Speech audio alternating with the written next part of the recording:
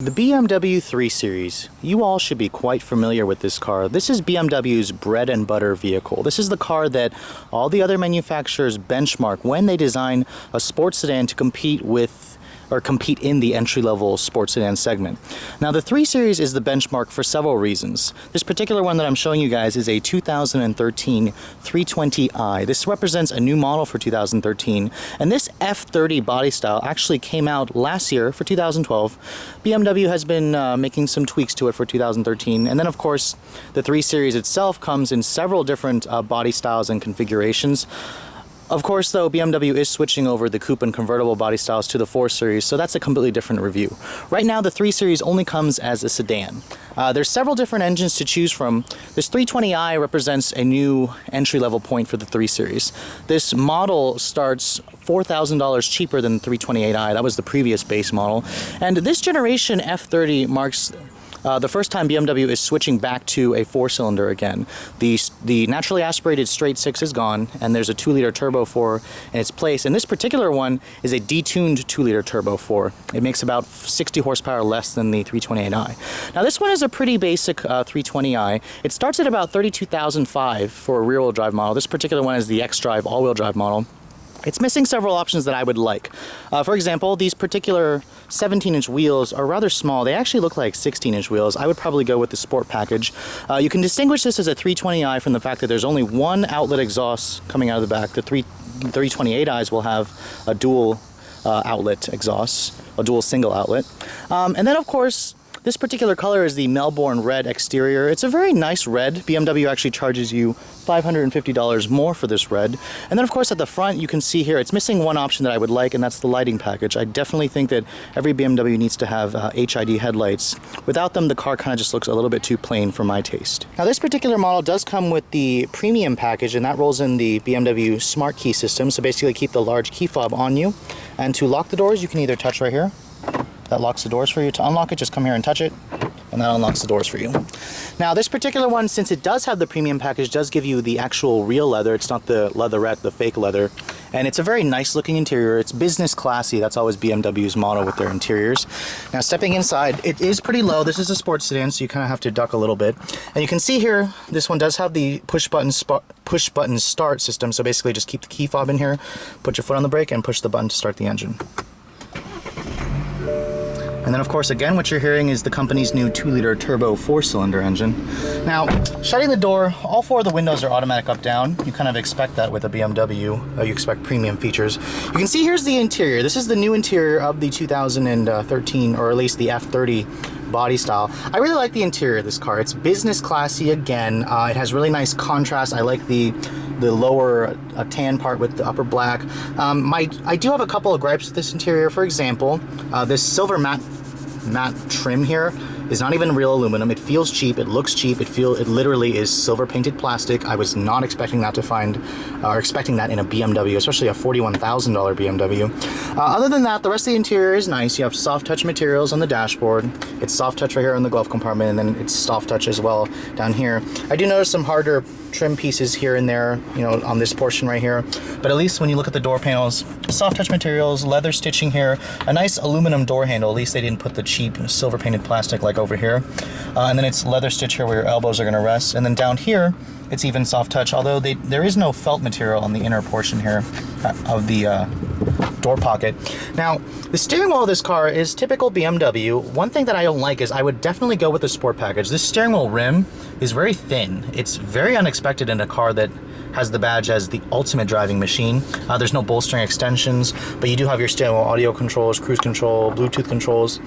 And then when you look at the center stack here, it's surprisingly simple. Now, BMW's iDrive is in this car, but BMW has done a good job with making iDrive a class leader. You have this 6.5-inch screen here that is standard on every model, and it's controlled by the iDrive controller here. There's several shortcut buttons here. You have your audio menu, telephone, back option. I remember when iDrive first came out, there was no back button. It was hopelessly complicated to use.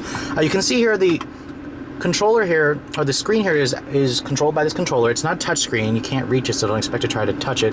But it actually works pretty well. It actually turns the right way. When I scroll down the list, I want to turn this clockwise. When I scroll up, counterclockwise. Are you listening, Audi? I really think that's the correct way, not the way they do it.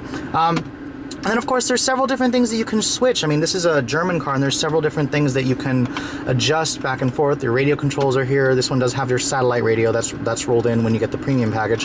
And overall, I like the graphics of the system. It's a very nice looking screen. You get the models with navigation, you'll have a slightly wider screen. This is kind of just your standard system. Your climate controls here, you have dual zone automatic climate control. This one does have heated seats. That's a $500 option. And then of course you still get a single CD radio, regular hard preset buttons here. And then of course, when you look at this little video game like controller. This is the controller for the 8-speed automatic transmission. BMW's been using this controller for a few years now. Basically, to put it in park, you push the button here to put it in park.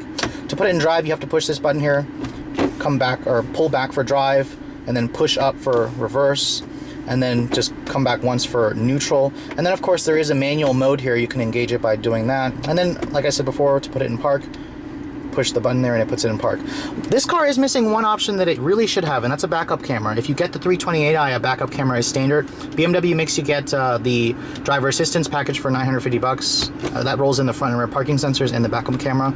And then of course every BMW will come with their new adjustable throttle response, so their Eco Pro. You have their Eco Pro mode, which is part of their efficient dynamics. You have the comfort mode, and then you have the sport mode. This is probably the setting that I will leave it in when I'm showing you guys the test drive.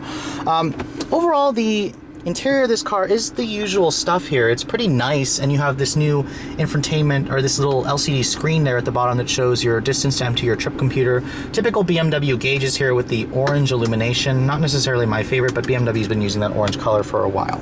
Now, the back seat of the 3 Series used to be a pretty cramped environment, but with this new generation, it's actually not bad.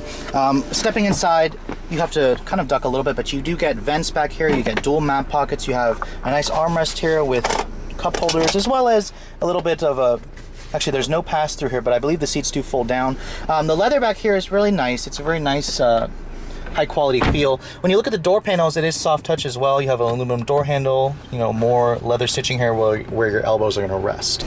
Now, the trunk capacity of the new 3 Series is also pretty good. The BMW says there's about 13 cubic feet of space back here. You also have hinges that do intrude down into your cargo, but at least they cover it up so your cargo actually won't get crushed with stuff. Underneath the floor here, you at least get, actually you do not get a spare tire, you get the Fix-A-Flat kit. So those of you who want a spare tire, you may want to think about adding that at the dealership.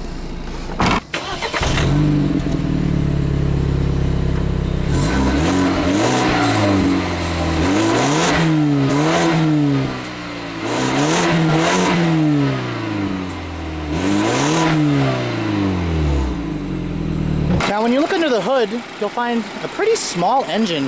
Now, BMWs are pretty much known for having a very long hood. That's due to the fact that they have a longitudinally mounted inline 6. No more. This is the company's new 2-liter turbocharged twin-power turbo direct injection 4-cylinder. In this particular car, the 320i, it makes only 180 horsepower and 200 pound-feet of torque. The other choice is the 328i. That makes 240 horsepower and 260 pound-feet of torque. And then, of course, there's the turbo 335i with 300 horses and straight 6. That's a different review. This particular one is available with either rear or all-wheel drive. Mine is the X-Drive all-wheel drive system paired with that 8-speed automatic. Fuel economy is 23 in the city and 35 on the highway on premium gas. Pretty good numbers. Go with the rear-wheel drive model and you go up by 1 mpg each. Let's take a look at how it all runs together.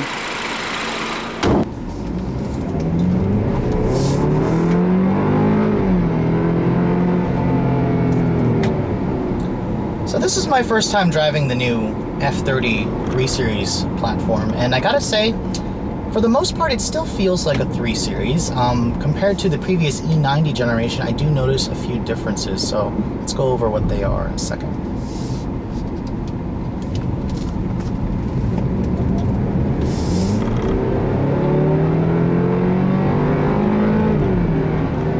Now, this new 2-liter turbo 4-cylinder produces a pretty good amount of power.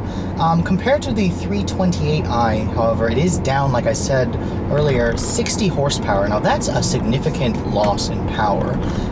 That brings the new 320i down to a newer price point. This competes more on the line with the Lexus IS250 and the Mercedes C250. Now there isn't much test data out on the 320i, but I probably would predict that this car with the all-wheel drive system, which does add weight, hits 60 in about 7.2 seconds, probably is where it is. The car definitely isn't the quickest 3 Series. I mean, the 328i will do 0 to 60 in under 6 seconds. This car takes about a full second quicker. And even though it does weigh pretty light, this car with the rear drive weighs about 3,300 pounds, add maybe about a couple hundred pounds for the all-wheel drive system. Now, the new F30 3 Series definitely feels a lot different than the E90. The steering on this car is extremely light. It's kind of devoid of feel. I'm used to a light steering, but to be honest, the previous 3 Series owners probably wouldn't like the steering feel of this car.